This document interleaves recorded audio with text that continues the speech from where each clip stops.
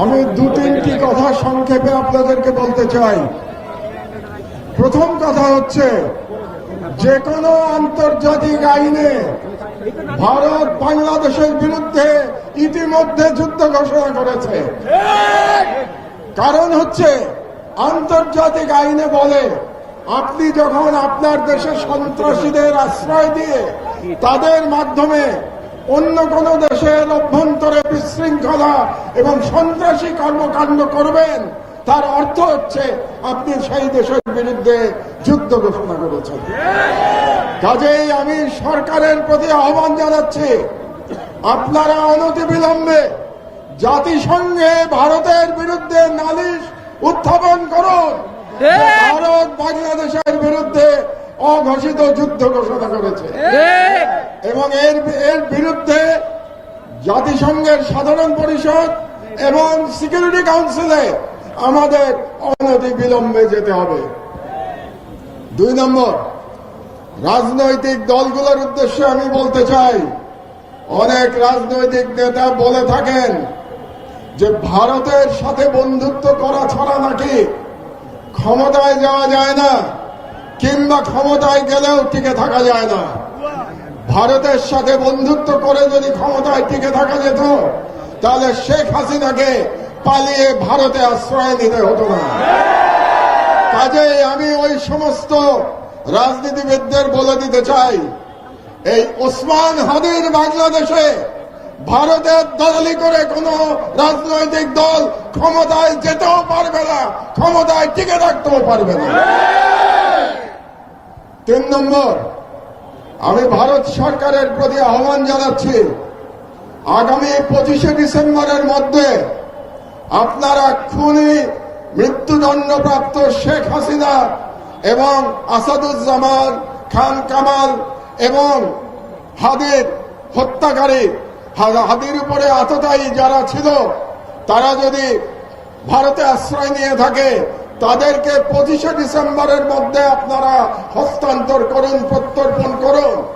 না হলে আমি হাদির রক্তের কসম দিয়ে বলছি, বাংলাদেশের প্রতিটি ভারতীয় প্রতিষ্ঠানের বিরুদ্ধে আমরা প্রতিরোধ সংগ্রাম শুরু করব। আমি সরকারের প্রতি আহ্বান জানাচ্ছি, 25 তারিখের মধ্যে যদি এই খুনিদের পাঠিয়ে দেওয়া না হয় বাংলাদেশে, তাহলে বাংলাদেশে কর্মরত প্রতিটি ভারতীয়ের ওয়ার্ক পারমিট বাতিল করতে হবে।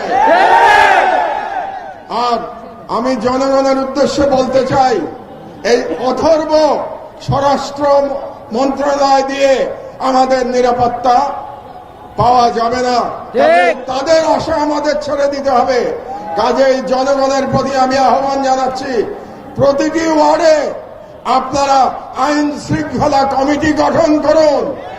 সমস্ত রাজনৈতিক দল মিলে একসাথে কমিটি গঠন করুন।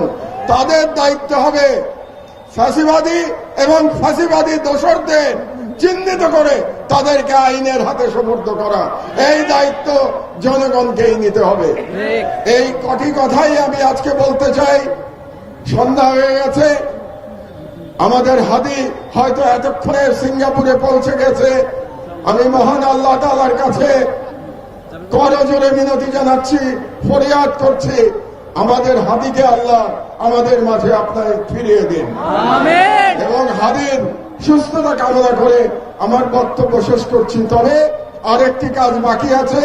ইনকিলাব মঞ্চের তরফ থেকে আমরা এখন একটি শপথ বাক্য পাঠ করব।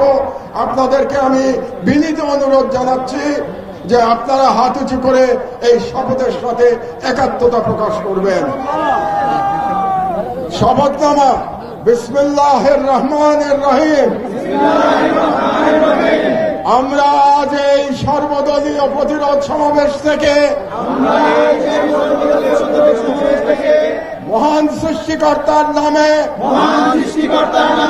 শপথ করছি যে জুলাইয়ের গণ আকাঙ্ক্ষার পক্ষে, বাংলাদেশের স্বাধীনতা সার্বভৌমত্বের প্রশ্নে আমরা সকল দলমত নির্বিশেষে ঐক্যবদ্ধ থাকব। দেশের গণতন্ত্র, মানুষের অধিকার ও জাতীয় স্বার্থের বিরুদ্ধে যে কোনো দমনমূলক ফাঁসিবাদী ও পরাধীনতামূলক রাজনীতির বিরুদ্ধে প্রতিরোধ করে তুলব এবং ভারতীয় আধিপত্যের তাবেদার জনবিরোধী ও রাষ্ট্রের স্বার্থ বিরোধী শক্তি, গুম খুন ও গণহত্যাকারীদের দল, ভারতের মদস্পুষ্ট আওয়ামী লীগ, তাদের সহযোগী, তাদের পক্ষে বয়ান উৎপাদনকারী, কালচারাল ফ্যাসিস্ট কাউকে এই বাংলাদেশে অপরাজনীতি করতে দেব না এবং তাদেরকে রাজনীতিতে প্রাসঙ্গিক করতে আমরা কখনই সহযোগিতা করব না। আইনের শাসন, জনতার ক্ষমতা এবং একটি স্বাধীন সার্বভৌম বাংলাদেশের প্রশ্নে আমরা আপোষহীন থাকব। এই মর্মে আমরা আজ শপথ গ্রহণ করলাম। ইনকিলাব জিন্দাবাদ। আল্লাহ আপনাদের হেফাজত করুন।